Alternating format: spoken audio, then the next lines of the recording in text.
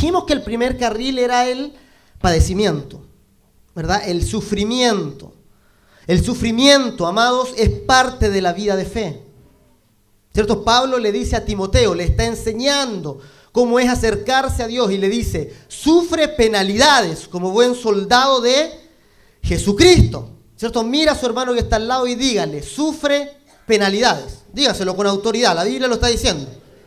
Sufre penalidades. La Escritura dice, sufre penalidades como buen soldado de Jesús. La vida de fe es una vida de padecimiento. Es una vida que incluye el sufrimiento. No podemos nosotros sacar el sufrimiento de la vida de fe, de la vida cristiana, porque el ministerio de Cristo es el sufrimiento. El libro de Hebreos nos dice que el mismo Cristo, por lo que padeció, aprendió la obediencia. Entonces, si el camino de nuestro Maestro fue el padecimiento, cuánto más aquellos que lo seguimos, ¿verdad? No se puede quitar el sufrimiento de la vida de fe. No se puede quitar el padecimiento de la vida de fe. Entonces usted váyase acostumbrando, si quiere acercarse a Dios, el camino de Dios es el camino del padecimiento. Es el camino del sufrimiento. Es el camino de estar enyugado juntamente con Jesús. Amén. Hay padecimiento en la vida de fe. Hay sufrimiento. Los creyentes son aquellos que soportan todas las cosas. La Escritura dice, el amor es sufrido. La primera palabra que ocupa es sufrido. Y cuando termina dice, el amor todo lo soporta. El creyente es aquel que todo lo soporta. No es aquel a quien otros tienen que soportar, ¿verdad? Es aquel que todo lo soporta. ¿Verdad? Tenemos que vivir la vida de fe soportando. Somos aquellos que soportamos injusticias y no respondemos. El Señor Jesús dijo que Él mismo era la figura de un cordero llevado al matadero.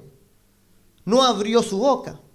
Ya cuando íbamos a Lautaro ayer, iba un camión grande cuando pasamos a echar benzina ahí, lleno de corderos adentro. Y había unos corderos, unos se atropellaban con otros, pues habían otros que estaban en el piso ahí, y ninguno se quejaba de nada. Los otros corderos lo pisaban y yo me fijaba en la cara, ni siquiera ponía cara de reclamar algo. Y el copiloto se bajó, se subió arriba y empezó a tirarlos, ¿no es cierto?, para tratar de ordenarlos un poco. Los corderos no se quejan. Ni siquiera ninguno de ellos, yo decía, comparado, si hubieran sido lobos esos que iban ahí, se hubieran comido al copiloto. Pero él los agarraba, los amarreaba de un lado para otro. La figura del Cristo es la figura del cordero. Por eso dice, como cordero fue llevado al matadero, no abrió su boca. La figura de Cristo es la figura del cordero. La figura de aquel que soporta aún la máxima humillación sin responder maldición por maldición. El Señor Jesús dijo, cuando te golpeen en una mejilla, pon la otra. ¿Verdad? Es la enseñanza de Jesús. Entonces el sufrimiento es parte de la vida de fe. Los creyentes son aquellos que renuncian a cosas. Usted, si se acerca a Dios, va a tener sí o sí que renunciar a cosas que usted desea con todo el corazón. Los creyentes somos los que renunciamos a cosas que de verdad deseamos tener. De verdad deseamos, pero por amor al Señor no lo vamos a hacer. Y por amor a Él no vamos a ceder. Son aquellos que renuncian. Los creyentes son aquellos que soportan, son aquellos que renuncian y son aquellos que son perseguidos. El creyente no es el que persigue, sino es aquel que es perseguido. Amado, pero con todo este sufrimiento nosotros podemos ver a Dios detrás de él. Amén. Debemos saber ver a Dios detrás del sufrimiento, detrás del padecimiento. La Biblia dice que si bien nosotros padecemos por causa de Cristo, no padecemos en vano. Todo padecimiento, todo sufrimiento tiene un objetivo de parte de Dios. Fíjense que Job fue muy afligido. ¿Se acuerda usted? ¿Ha leído el libro de Job? Job fue muy afligido en todo. ¿Y quién vino para afligir a Job? ¿Quién fue el personaje que lo afligió? El diablo, ¿verdad? El diablo afligió a Job mucho, le mató a los hijos, le botó, ¿no es cierto? Hizo lo que le fue permitido por Dios hacer. Sin embargo, Job pudo ver al final el propósito de Dios en su sufrimiento. Y él dijo, Señor, de oídas te había oído, pero hoy, después de todo el padecimiento, mis ojos te ven. Entonces todo el padecimiento, él veía a Dios detrás. Dios tenía un propósito con esto, ¿verdad? Es como cuando Jesús, ¿se acuerdan ustedes cuando Jesús estaba con Pilato? Pilato le dice, ¿cómo te atreves a responderme así? ¿No sabes que tengo el poder de soltarte o el poder de crucificarte? ¿Y qué le dijo Jesús? Ningún poder tendría si no te fuere dado de mi Padre. O sea, Jesús no veía a Pilato como el causante de su dolor. Él veía a Dios detrás de Pilato, obrando según su voluntad. Él decía, no eres tú, Pilato. Es mi Padre. Amén. Así que usted, cuando esté en medio del sufrimiento y en medio del fuego, aquí mismo, ¿no es cierto? El capítulo 12, que no alcanzamos a leer, de Primera de Pedro 4, dice, no se sorprendan cuando venga el fuego de la persecución, no se sorprendan cuando venga la aflicción como si alguna cosa rara pasara. Tiene que ser así. Es necesario que sea así. El Señor nos pasará por el fuego, amado, y estemos atentos para poder soportar. Amén. Generalmente hay pocos amén cuando se predica eso, ¿verdad? A usted le gustaría escuchar que todo es, no hay problema, ¿no es cierto? Si está cerca de Dios, todos los problemas se acaban, usted va a vivir una vida plena, carente de todo sufrimiento, pero no es así. Incluso el Señor Jesús dijo, todo aquel que renuncia a casa, a padre, a madre, por causa de mi reino, recibirá 100 veces más en esta vida con persecuciones. Y en el siglo venidero, la vida eterna. No sacó las persecuciones, aunque estaba dándole ánimo a los discípulos, no sacó las persecuciones de ahí. Jesús nunca nos ha prometido, ¿no es cierto?, en esta vida,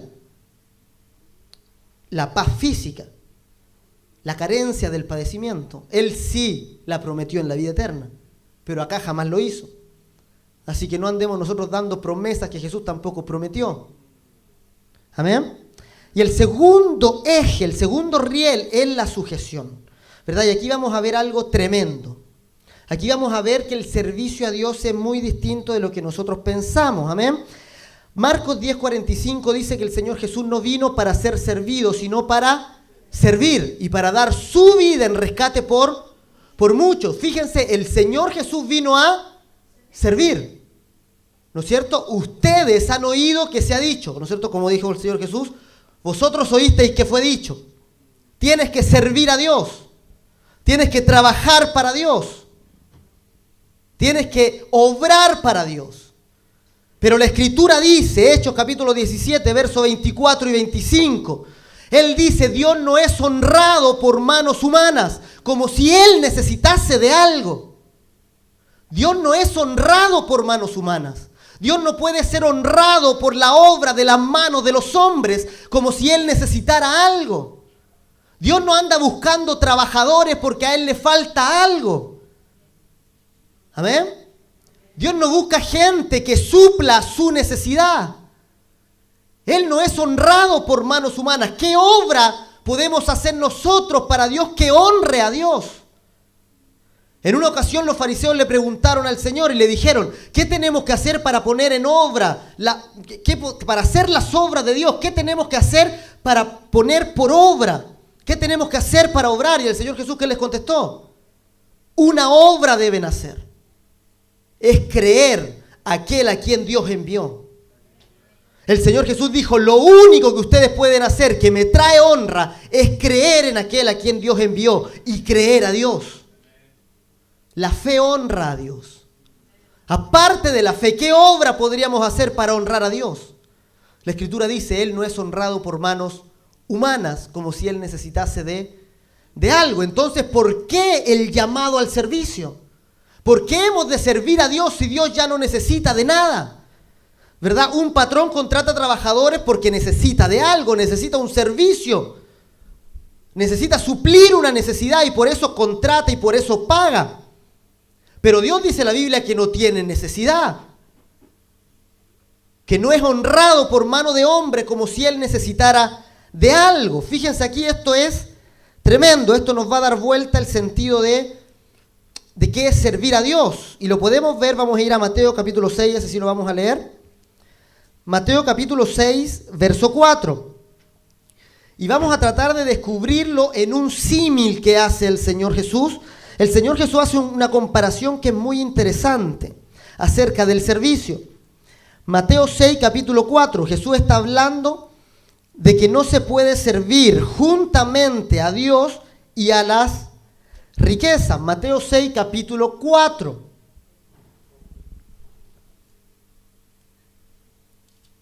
Mateo capítulo 6.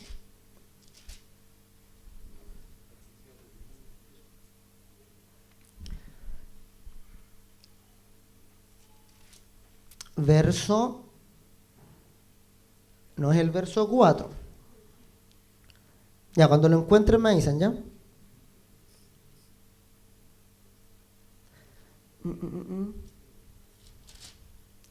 Dejen buscarlo aquí. Ya, se los voy a dictar entonces, ustedes lo buscan, ¿ya? Me levantan la mano cuando lo pillen. ¿24? A ver, 4:24, ¿qué dice? No, tampoco. Ya, te lo voy a... ¿Por qué tratan de adivinar? No se los he dicho todavía, ¿verdad? Pero dejen decirle el versículo primero, si no saben qué versículo es. La Biblia dice, ¿no es cierto? No podéis servir a dos señores, porque o menospreciará a uno. Ya, 4:24, no voy a hacer caso. 6:24, perdón. Ya ando más perdido que 8. Ya, 6:24, todos juntos. A la cuenta de 3. 1, 2 y 3. Ninguno puede servir a dos señores, porque o aborrecerá al uno y amará al otro, o estimará a uno y menospreciará a otro. No podéis servir a Dios y a las riquezas. ¿Qué dice el Señor? No podéis servir a Dios y a las riquezas. No se puede servir a Dios y a las riquezas al mismo tiempo. ¿Cuántos de aquí han cometido el error de servir a las riquezas? Levante su mano, a ver. ¿Quiénes de ustedes han servido a las riquezas? ¿Cómo se sirve a las riquezas? ¿Qué significa servir a las riquezas? ¿Trabajar por las riquezas? O sea, piense, ¿qué significa servir a las riquezas? Trabajar por las riquezas. Nosotros servimos a las riquezas para que, es como que trabajamos para que a las riquezas les vaya bien. ¿O tratando de suplir algo de las riquezas? No, las riquezas son las riquezas, van a estar ahí, ¿verdad? Pero ¿por qué trabajamos nosotros? ¿Por qué hacemos hora extra? ¿Por qué usted hace hora extra en el trabajo? ¿Por qué se esfuerza? Eso significa trabajar por la riqueza, obrar por la riqueza, ¿verdad? Pero ¿por qué? ¿Por qué trabaja hora extra? A ver. ¿Para tener más plata a fin de mes o no? Eso se busca, que la liquidación esté más abultada, ¿verdad? Entonces, trabajar por la riqueza, servir a las riquezas, no significa que yo estoy supliendo una necesidad de las riquezas. Significa que yo me estoy esforzando para que la riqueza, ¿no es cierto?, tener más de ella, para valerme de ella, para que ella, ¿no es cierto?, me dé su potencial. Para eso queremos las riquezas. Nosotros nos servimos a las riquezas como trabajando que a las riquezas les vaya bien. Trabajamos las riquezas como queriendo ser parte, tener más de eso, ¿verdad? Para yo poder estar mejor, para poder comprar mejores cosas, ¿verdad? Para poder acceder a cosas mejores. Servir a Dios no es diferente de eso, por eso Jesús hace el símil. No trabajamos para Dios como supliéndole necesidades a Dios. Trabajamos para Dios para acercarnos más a Él, para tener más de Él y para tener mejores cosas por Él. Trabajamos para Dios, para acercarnos a Dios, para tener más de Dios. ¿Quién es el necesitado aquí? ¿Nosotros o Dios? Nunca es Dios el necesitado, Él siempre es el benefactor, Él siempre es el que da. Por eso la Escritura dice, el Señor Jesús no vino para ser servido. Dios no puede ser servido en ese sentido. Él vino para servir. El servir a Dios significa esforzarnos por acercarnos más a Dios y tener más de Dios. ¿Quién sale beneficiado en el servicio? Cuando obramos para Dios, el único beneficiado somos nosotros y las personas por aquellos que estamos trabajando. Nosotros somos más beneficiados que Dios. Si yo no sirvo a Dios, yo no le puedo decir a Dios, ya Dios, yo no voy a trabajar más para ti. Y Dios va a ir detrás mío llorando, no.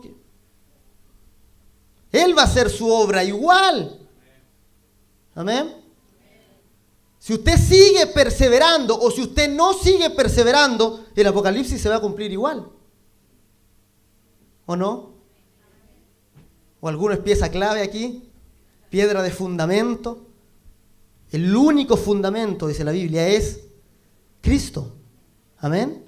El servicio a Dios es recibir de Dios. Y no es al contrario. Él es el dador. Jamás pensemos que estemos nosotros supliendo una necesidad a Dios, como si Dios necesitase de nosotros. Amén. Fíjense, esto es tremendo. Vamos a ir a Lucas capítulo 15. Y vamos a ir profundizando un poco más acerca de esto. Lucas capítulo 15, comienza a dar ciertas parábolas.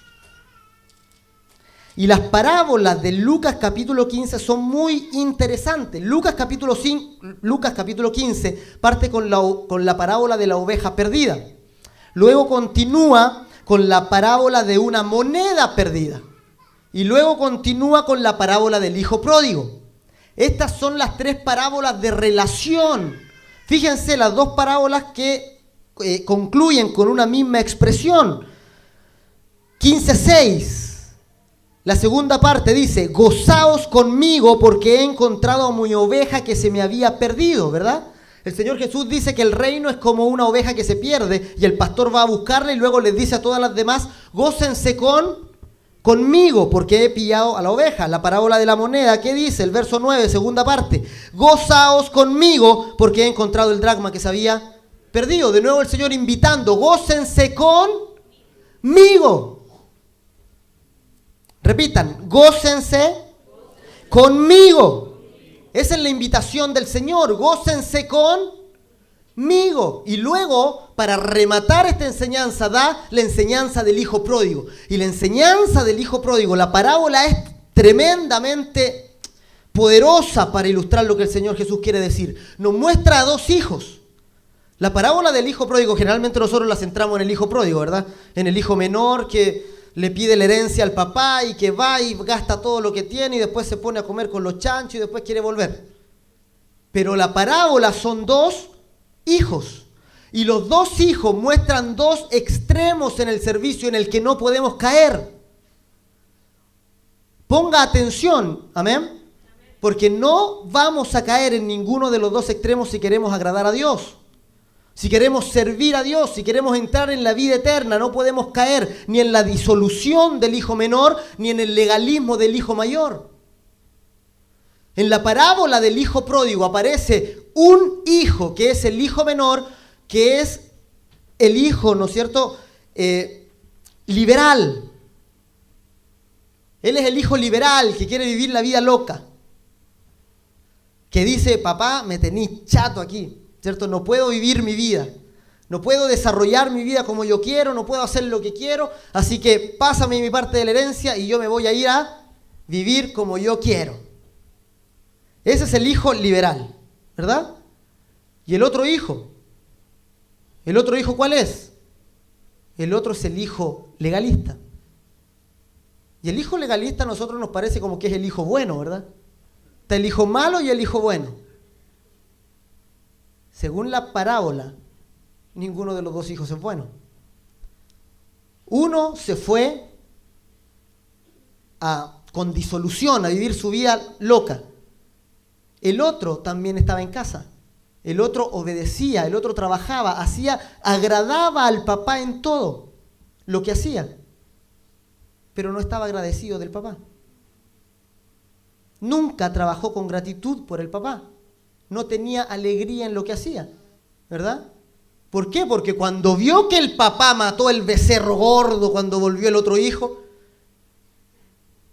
así le reventó la vena al cuello, ¿verdad? Y dijo, no, te pasaste, papá, aquí te pasaste, ¿verdad? Te he soportado todo este tiempo sirviéndote y ahora que vuelve ¿no es cierto?, que se fue, que desperdició tus bienes, viene y matas el becerro gordo y a mí no me has dado ni un becerrito flaco.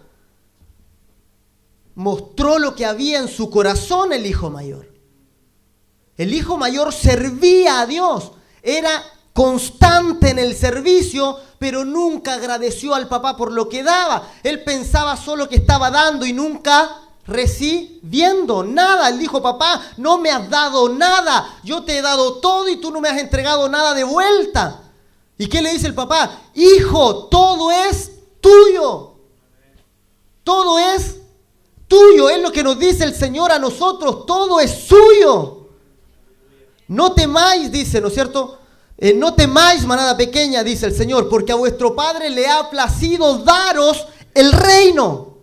El Señor Jesús le está diciendo a usted en la iglesia: el reino de Dios, con toda su riqueza, con toda su gloria, es suyo. Échenle mano. Echen mano del reino de Dios. Es la promesa de Jesús. No somos mendigos en el reino de Dios. Somos dueños del reino. Le ha placido darles el reino. El reino es suyo. El servicio a Dios no es un servicio de mendigo donde yo doy y no recibo nada. El servicio a Dios es recibir de Dios más que darle a Él algo. Fíjense el peligro del legalismo. El peligro tremendo que se esconde tras el legalismo, ¿verdad? El liberal, ¿no es cierto?, se disuelve, pero el legalista pierde la alegría. El legalista tiene su afirmación en las cosas que hace. Yo quiero que ponga usted atención aquí, porque si usted está en ese error, tiene que salir huyendo de ahí, ¿verdad? Tanto el hijo menor, que estaba chato del papá y que se fue, como el hijo mayor, que trabajaba para el papá, pero con amargura en el corazón y sin alegría, sin gozo y sin gratitud, ambos despreciaban al papá. No solo el menor, el mayor también. Los dos estaban despreciando lo que el papá había hecho por ellos. Ninguno de ellos estaba recibiendo la gracia del papá. Ambos dos, como dicen, ¿no es cierto? Ambos dos, según el concepto de salvación, van al infierno. Tanto aquel que vive disueltamente como aquel que sirve a Dios, ambos van al infierno.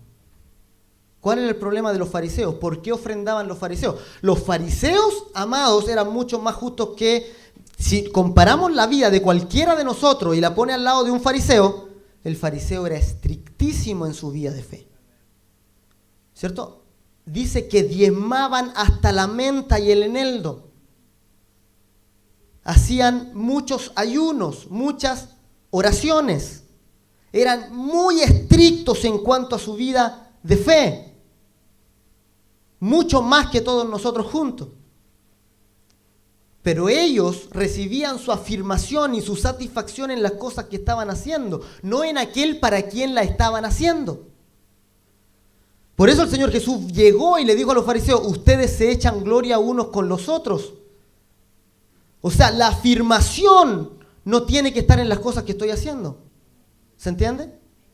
O sea, las cosas que yo estoy desarrollando, el mismo servicio a Dios, no puede ser la causa de mi satisfacción. ¿De quién viene mi satisfacción? ¿De las cosas que hago o de aquel para quien obro? ¿Se ve la diferencia o no? Quiero que noten la diferencia porque esto es vital. Cuando el Señor Jesús mandó a los 70, dice que volvieron con gozo, con alegría. Y Jesús le dijo: oye, ¿están alegres? ¿Por qué están tan alegres? Y ellos dijeron: estamos muy alegres porque obramos y hasta los demonios se nos sujetaban en tu nombre. O sea, nos fue bien. Estamos contentos porque nos fue bien. Y el Señor Jesús dijo que también se alegró, pero les dio una advertencia. Y es la advertencia para nosotros hoy día. ¿Cuál es la advertencia del Señor? Le dijo: alégrense, gócense. El Señor lo quiere ver contento. El Señor lo quiere ver gozoso, y gozoso es más que contento. Pero dice: gócense no porque los demonios se les sujetan. Gócense porque sus nombres están escritos en los cielos. O sea, que la causa de su alegría no sea las cosas que estén haciendo. Porque si yo me gozo porque me fue bien hoy día, mañana puede que no me vaya bien. ¿Y qué voy a hacer cuando no me vaya bien? ¿Voy a dejar de alegrarme? ¿Voy a dejar de gozarme? ¿Mi alegría se va a perder cuando no me resulten las cosas? El servicio a Dios es gozo continuo. El servicio a Dios es la alegría que no depende de las cosas que estoy haciendo. No hay salvación ni para el que vive en disolución, despreciando la gracia de Dios, ni tampoco para el legalista que obra muy cristianamente, pero también está desechando la gracia de Dios.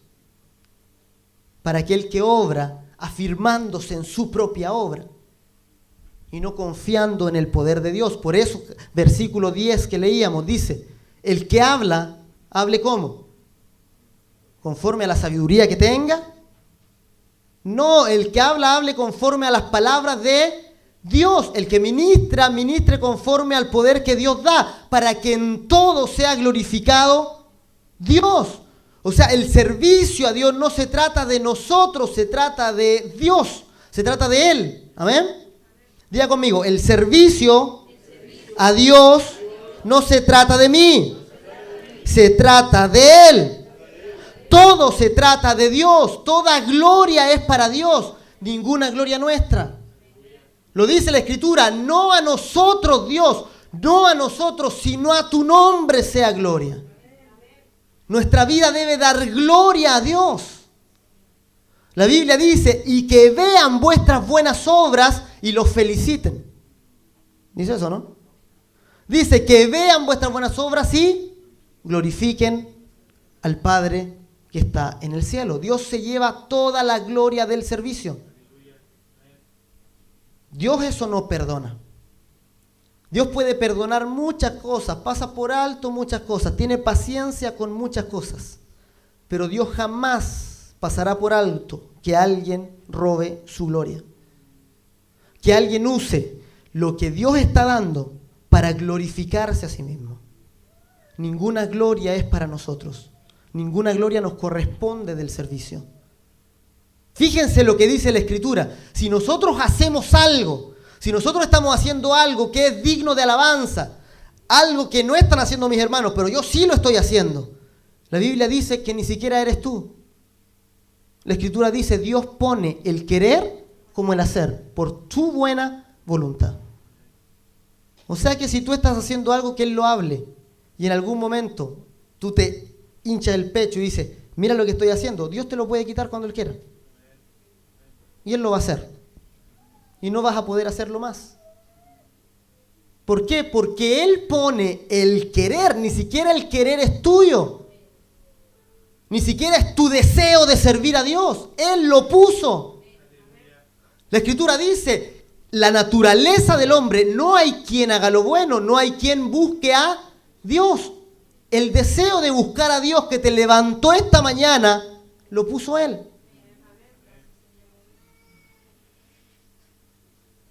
¿Les hubiera gustado seguir durmiendo, no? Ya sean sinceros, no. ¿Por qué se levantaron? Querían pasar tiempo con Dios. ¿Quién puso ese deseo? Lo puso Él. ¿Qué gloria tiene usted? ¿Qué gloria tengo yo? A Él sea la gloria. Eso trae una sensación de gratitud tan grande, amados. Porque no soy yo. No soy yo el bueno que quiere servir a Dios. Yo soy el vaso de quien Dios tuvo misericordia y puso su querer en Él. Si Dios saca ese querer, no soy nada.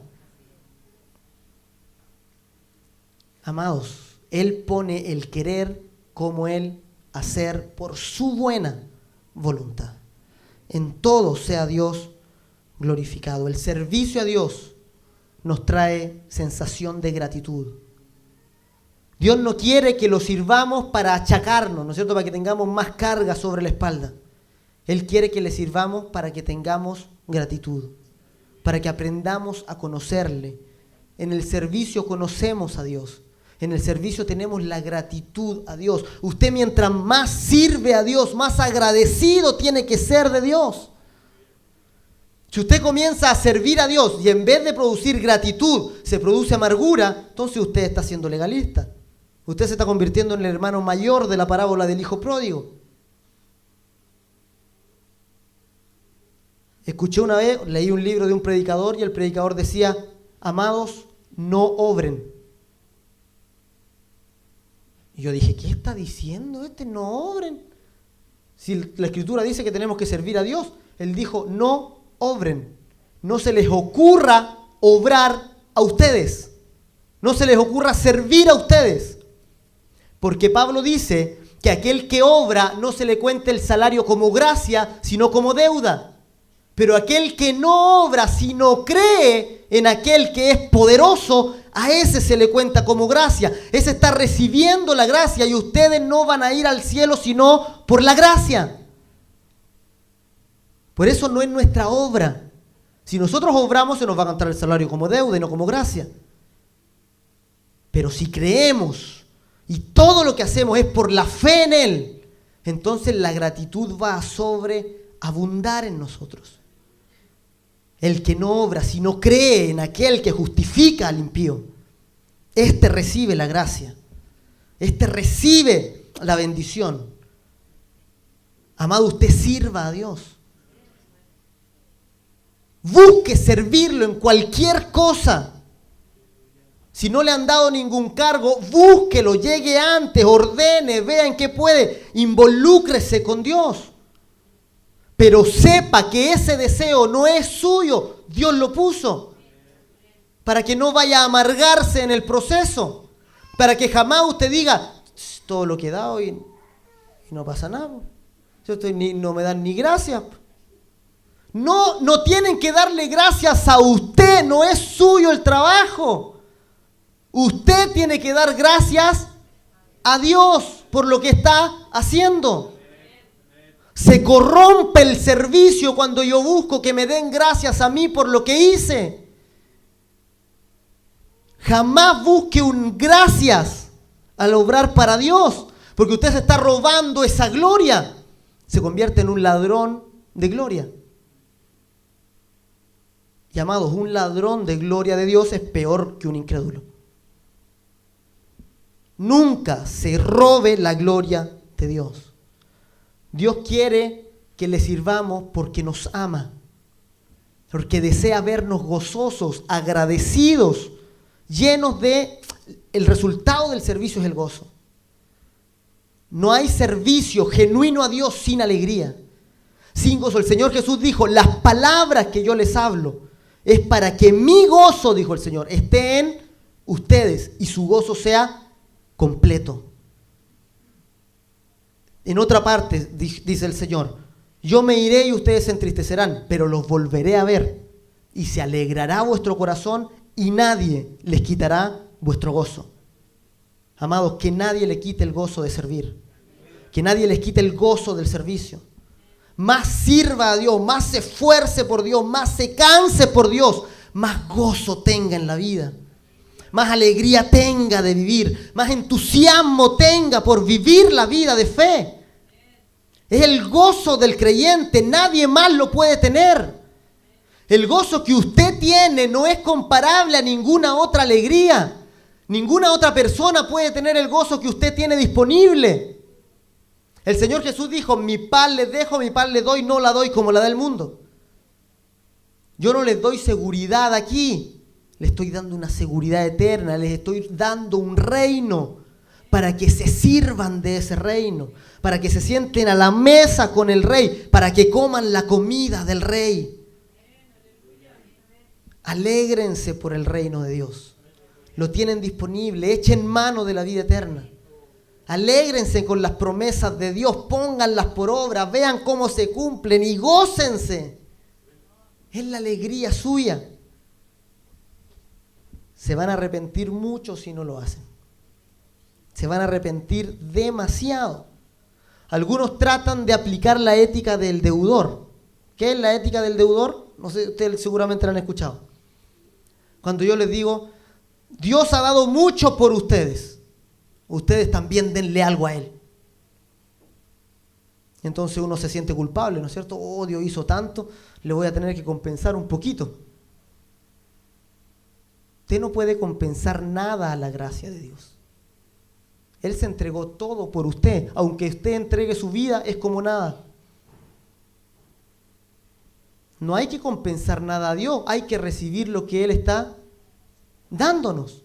No hay que tratar de pagarle a Él, ¿verdad? El orgulloso dice, ya, está bien, es gracia, pero yo me voy a esforzar para pagarle a Dios lo que Él me dio. No podemos pagarle, eso es una ilusión. Así que no trate de esforzarse por pagarle a Dios algo. Esfuércese para recibir más de Él. Él es el dador. Él siempre da, Él entrega. Amén.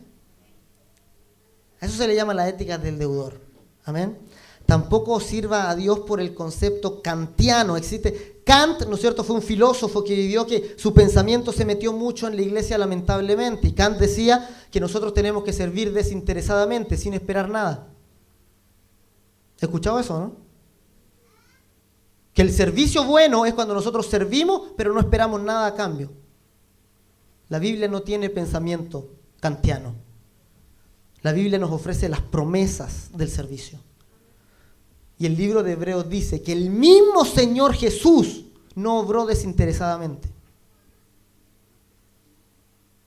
Amén. Él dice, por el gozo puesto delante de Él, sufrió la cruz, menospreciando el oprobio, y fue sentado a la diestra de la majestad de Dios. Por el gozo puesto delante de Él. O sea, ¿qué es lo que llevó a Jesús a la cruz, a la obediencia? El gozo puesto delante de Él. Por eso Jesús se movió, por eso actuó, porque buscaba ese gozo. La Escritura también dice en Hebreos 11 que los hombres de fe obraron tampoco desinteresadamente porque buscaban una ciudad, la cual no estaba en esta tierra, porque buscaban algo mayor, algo más grande. Dios les ha dado grandes promesas, amados. Y hay grandes promesas para los que sirven a Dios. Usted muévase por esas promesas. ¿Usted desea recibir esas promesas? ¿Desea recibir esa vida abundante que dijo el Señor? El ladrón no vino sino para hurtar, matar y destruir. Yo he venido para que tengan vida y para que la tengan en abundancia. El Señor Jesús quiere llevarlos a una vida abundante. No a una vida donde esté siempre peleando con sus limitaciones, siempre frustrado. Él lo quiere llevar a una vida sobrenatural, a una vida más allá de la vida natural. Es la vida en su reino, es la vida en su gloria. Amén. Desee esa vida. Amén. El primer paso para servir a Dios es saberlo, es desearlo. Desee vivir esa vida, desee echar mano del reino de Dios, echar mano de sus promesas. Él les prometió poder, Él les prometió autoridad, Él les prometió gobierno espiritual, Él les prometió honra, y el Señor cumple su promesa. Amén. Vamos a ponernos en pie y vamos a orar.